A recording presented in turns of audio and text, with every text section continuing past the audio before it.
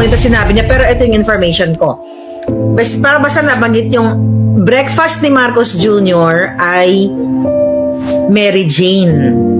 Ang kanyang lunch ay alak. Magbabartik sila ni Lisa at ang kanila pang alipores at pulburon sa gabi. Matagal ko na yung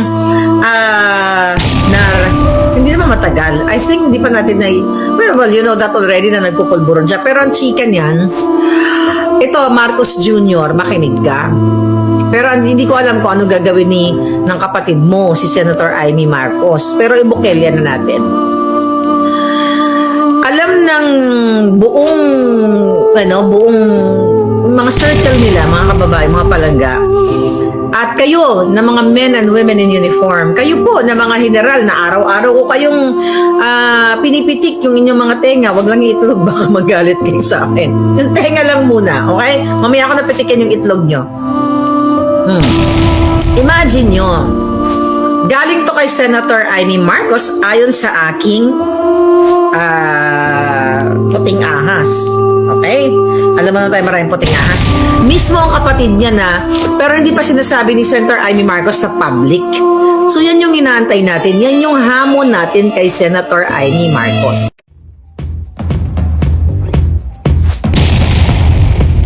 So, mga kababayan, palapit na tayo.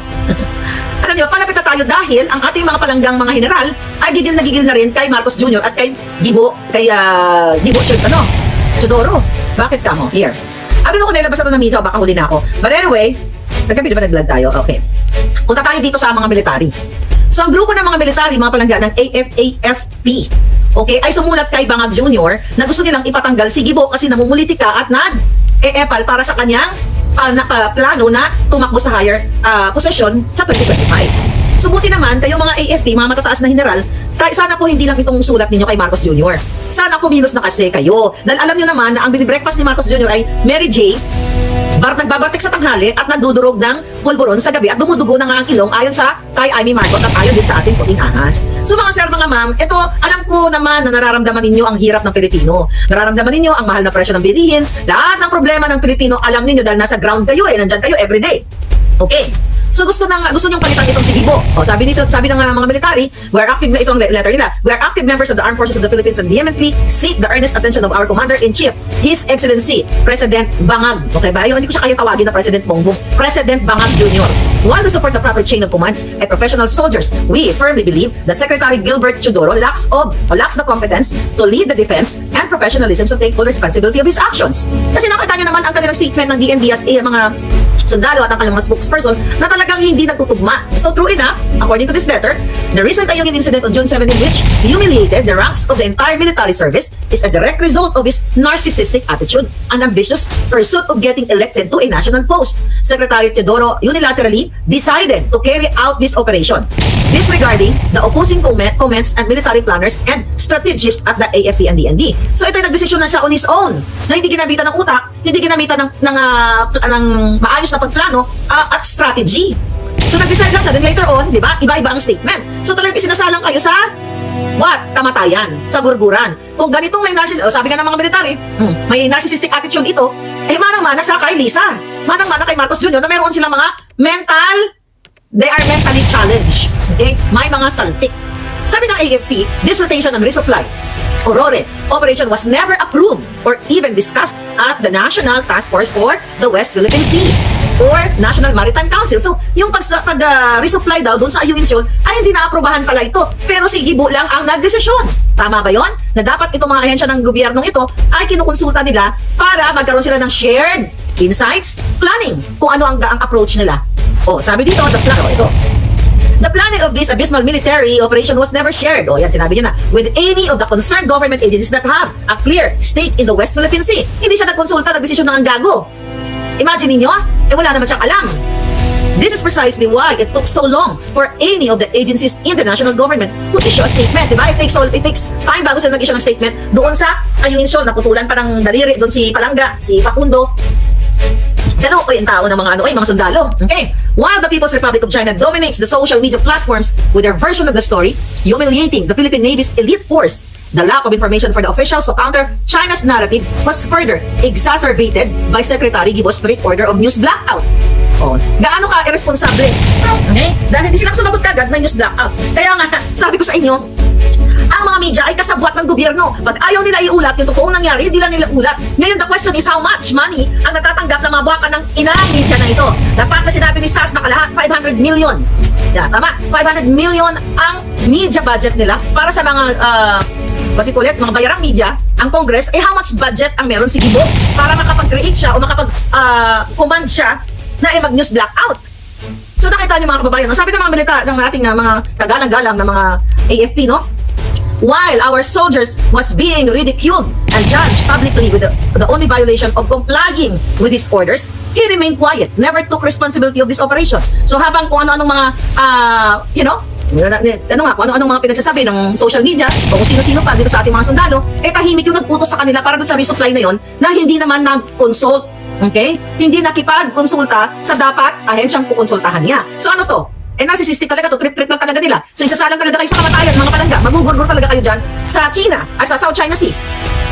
Nakakagalit. Kaya alam nyo, sabi ko nga ito mga palangga, kung mga bros kong mga AFP. Alam nyo, kailangan kumilos na kayo mga palangging. Sabi dito, as an experienced politician, he only took the spotlight when he saw the right timing after the Honorable Executive Secretary's press conference. Okay?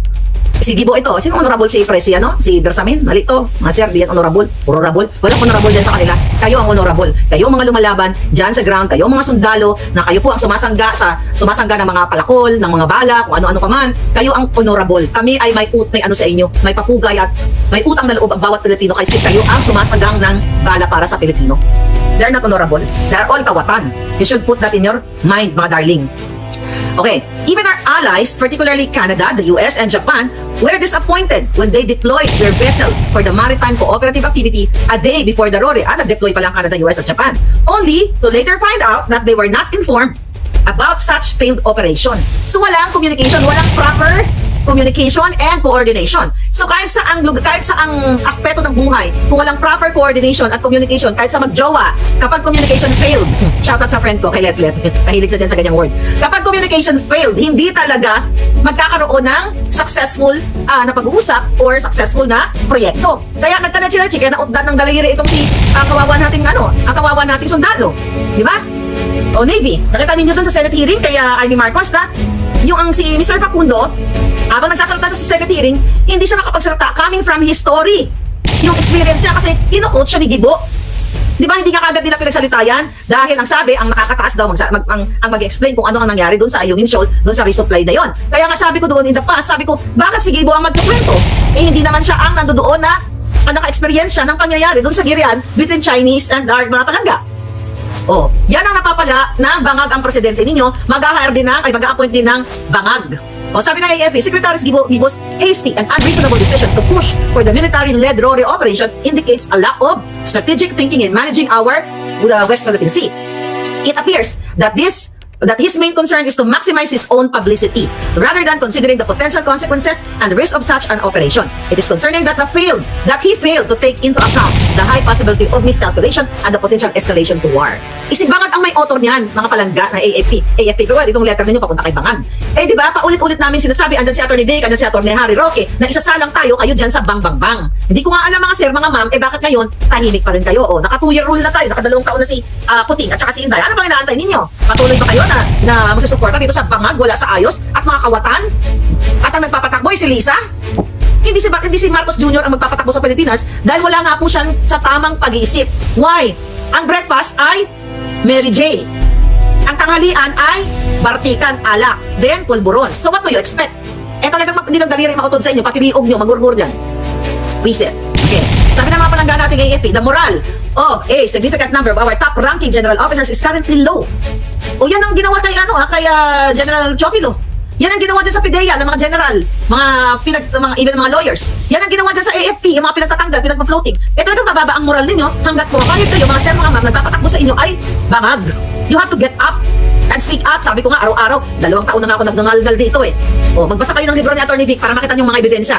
Kung manalo ako bukas sa loto, bibilin ko lahat kukumprahin ko lahat ng libro ni Atty. Vic, pamigay ko sa mga pulis at saka sa mga inyo sa AFP para makbasa kayo, makita niyo dito kung gaano kademonyo si Lisa at si Bangag Jr. Ito ang sagot sa mga katanungan nyo. Ito ang sagot, confirmation sa expose ko. At dito po, original ang mga dokumentong nasa loob nito. You have to read para sa future ninyo. At hindi ang nagpapatakbo sa inyo ay si Lisa Tanas.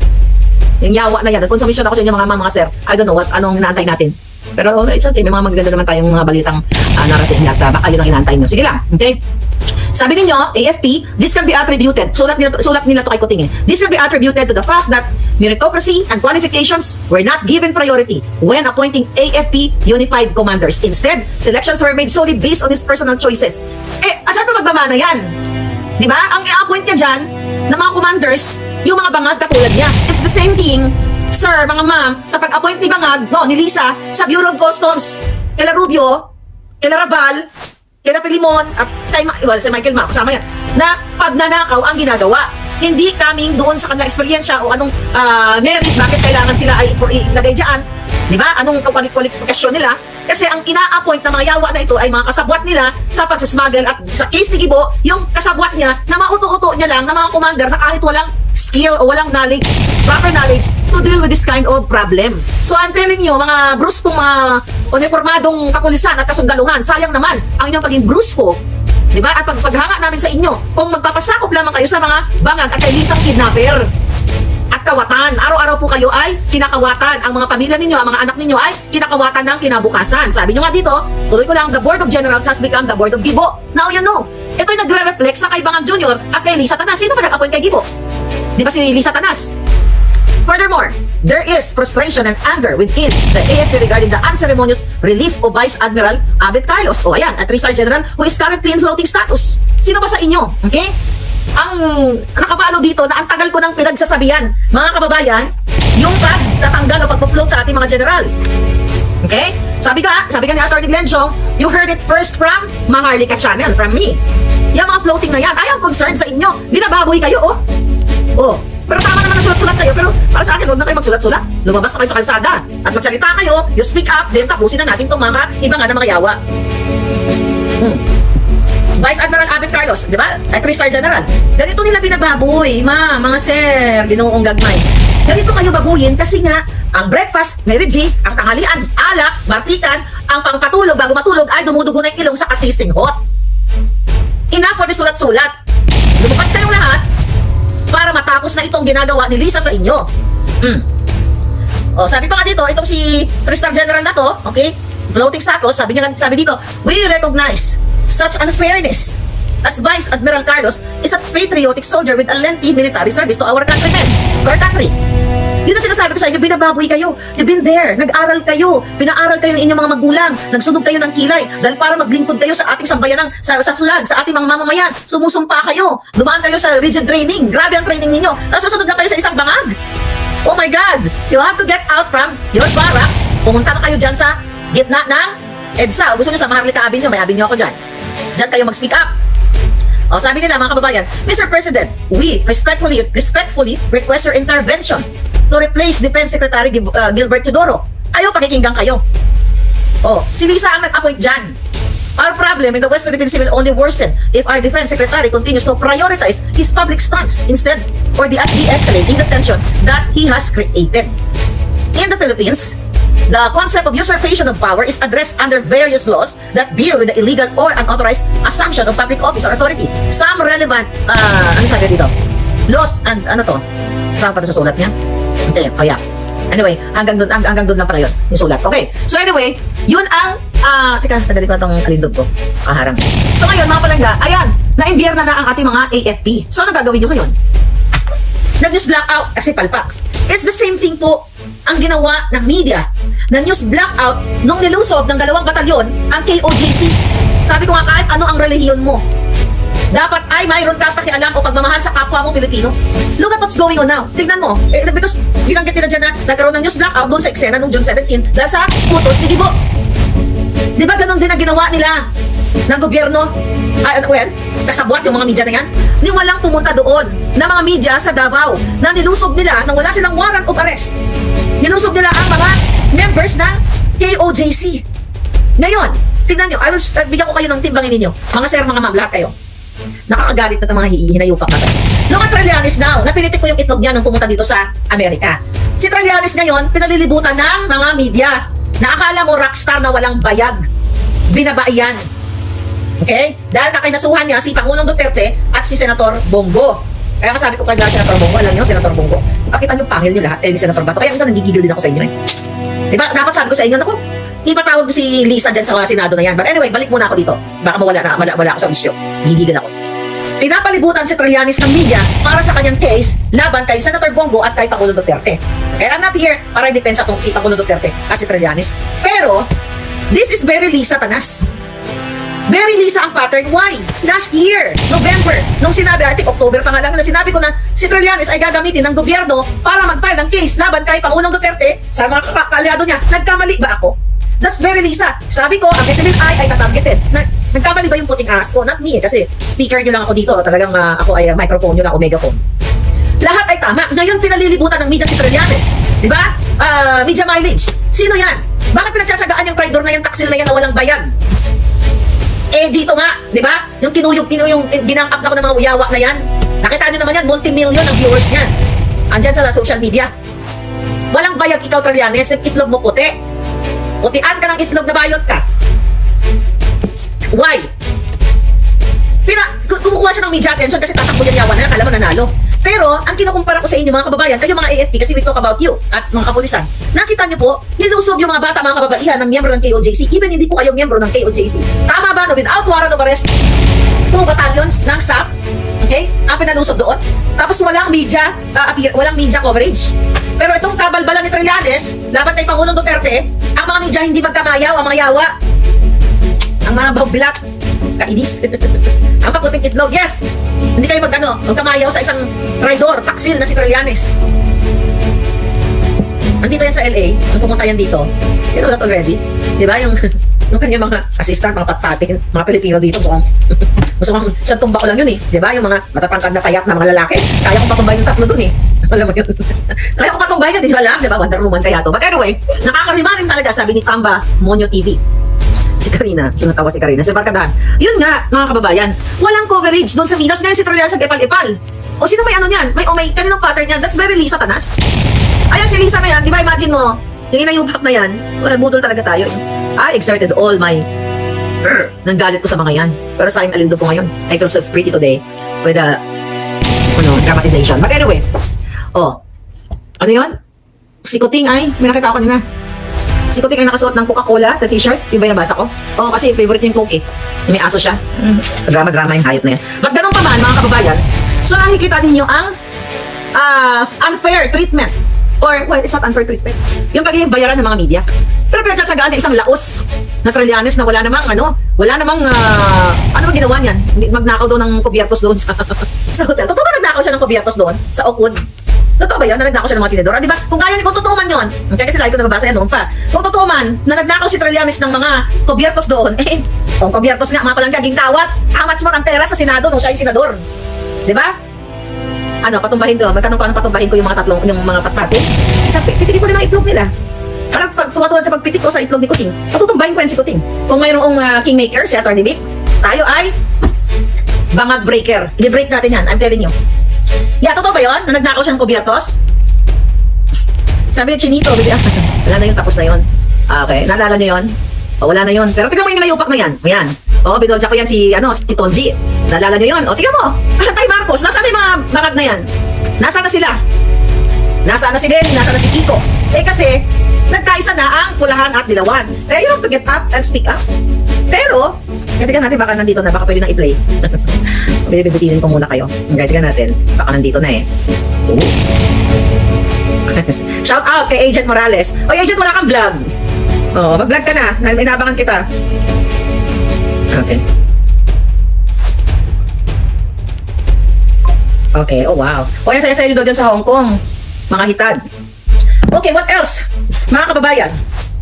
Okay, speaking of that, ang tawag dito yung kaso ni Trillanes. Meron Lisa yan. Fabricated lahat yan. Di patunayan niya. Kita ninyo kung paano nila ini-influence ang mga kabataan. Sa Pilipinas kasi, once na nag-file ng case, akala ninyo convicted na. Anybody can file a case kahit sa walang kasalanan. That's pattern of Lisa. Eh ako nga, di ba? Nag-invento, nag-fabricate ng address ko sa Pasig. You know that already. Ang daming pinabricate na akala mo hindi ko alam, Lisa Tanas. Pagbabayaran mo lahat. Kahit ikaw, si Juan de la Cruz, pag pinailan ka ng kaso ni Lisa at nag-utos siya ng tao, pwede kang magkaroon ng case kahit wala kang ginawa. Yan ang ginagawa ngayon sa mga, even sa Department of Health. Diyan sa PhilHealth. Remember, meron tayong expose na yung mga doctors ay pinaghalongkat, pinagpapailan sila ng mga pinaghalongkat kung meron silang hanapan ng butas o papailan sila ng case. That's very Lisa Tanas. Sabi ko nga, this government, this Lisa Tanas is vindictive narcissist. Mapaghiganti ang inayupak. Paulit-ulit kong sasabihin sa inyo, mga men and women in uniform, mga religious group, lahat ng Pilipino, kung kaya ni Lisa Tanas, ni Marcos Jr. na traidorin ang isang tao, okay? Sara is also a kingmaker. Dahil kung hindi sa effort ni Sara, di ba? Kung hindi sila nag-tandem, sa basurahan pupulutin si Marcos Jr. Yung kingmaker, Sara, we have to call ourselves now kingmaker. Kingmaker, Maharlika, o di ba? Gusto niyo ba yun? Lahat tayo kingmaker. Si kingmaker Sara, okay? Binaboy, okay? Tinanggalan ng budget, ginawa ng issue, ginamit ni Lisa at ni Tambaluslos yung media funds nila para sirain si Sara. Eh yan ang dahilan kung bakit sila nanalo. Kaya nga si Senator Amy ha, nag-abang-abang lang po talaga. Okay? You have to true to your words. Okay? Maging tapat ka. Total, according to my puting ahas, ito, I don't know kung nasabi ko na to sa dami ng issue. Mga kababayan, kung nasabi ko na to, o di breaking news kung hindi ko pa nasabi.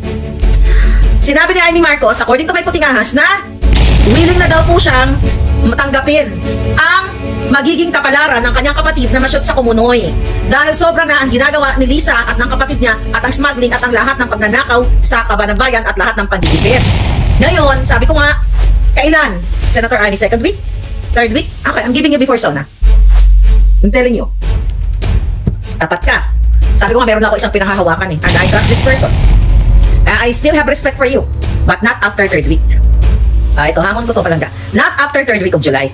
Kasi pag ito'y tukotok-tukotok lang, gratatat na walang aksyon, maggratrata na tayo ng bonggang-bongga.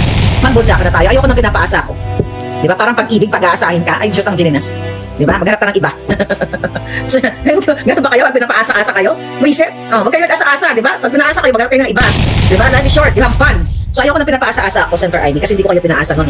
Nung sinuportaran ko kayo, hindi ko kayo pinaasa. 100% ang support ko. Unconditional. Walang hinihing kapalit. Ang inasahan ko lang, mabangon ng kapatid mo ang Pilipinas. At I was hoping na maging part ka ng advisor ng kapatid mo. Kasi, you know, in all fairness, ikaw yung nagmana sa tatay mo. In terms of mabuti. Forget about the kasamaan. Okay? Sabi nga, sino ba nagsabi dun sa maisog? Si Atty. Roque yata, na kaya niya sinuportahan ang Marcos Jr. Si Roque ba o si Atty. Vic? Basta whoever. I forgot, sa dami ng mga speaker. Para yung mga mali na ginawa nila in the past, okay, ay hindi nila gagawin, i-redeem nila ang kanilang mga mali na ginawa, i-redeem nila yung pangalan nila at magsilbi sa taong bayan. Yung hinayupak na Lisa. Hindi ba nakontento sa campaign funds? Nandito po yan. Ang ebidensya nandito sa book niya, Atty. Vic. Okay? Hindi ba nakontento sa campaign funds? Kung ang statement niya, during the campaign ni Lisa na, we're okay na sa campaign funds. So, bakit pa siya nagnanakaw ng non-stop? Bakit ang kapatid niya si Martin Araneta walang tigil sa smuggling? Di ba? Nagpapatakbo dyan sa Bureau of Customs, AFP, PNP, religious group. Tayo lang ang pwedeng maging katuwang ng taong bayan.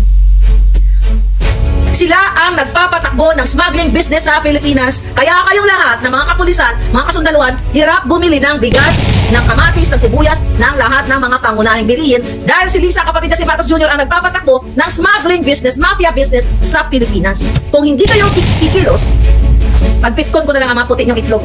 Mga linti ka mo. Diba? O sabi ni Olivia, binabasa tayo niyan. O Senator Amy, basahin mo yan. O kaya ako galit na galit sa kapatid mo, Senator Amy, alam mo yan. Galit na galit ako dahil binudol niya kami. At binudol mo rin kami, so you have to redeem. Third week of July, aasahan ko yan. Pag wala, todo na natin to. Okay, todohan na to. Watching from Albay, Glicerio Balmedina. Thank you palangga from Albay. Si kababayan mo si Lenny, di ba? Palangga, mag-comment ka nga doon, tahimik eh. Dapat magkakampi na tayo ngayon eh. Anti-Marcos, tignan mo, anong ginawa? Si Belia. Thank you, Marta, for fighting our country. Tell the truth about Marcos admin. Thank you palangga. Nabudol tayo. Ngayon, ano gagawin natin? Mag-ano na lang tayo? Magaganito na lang tayo, mga palangga?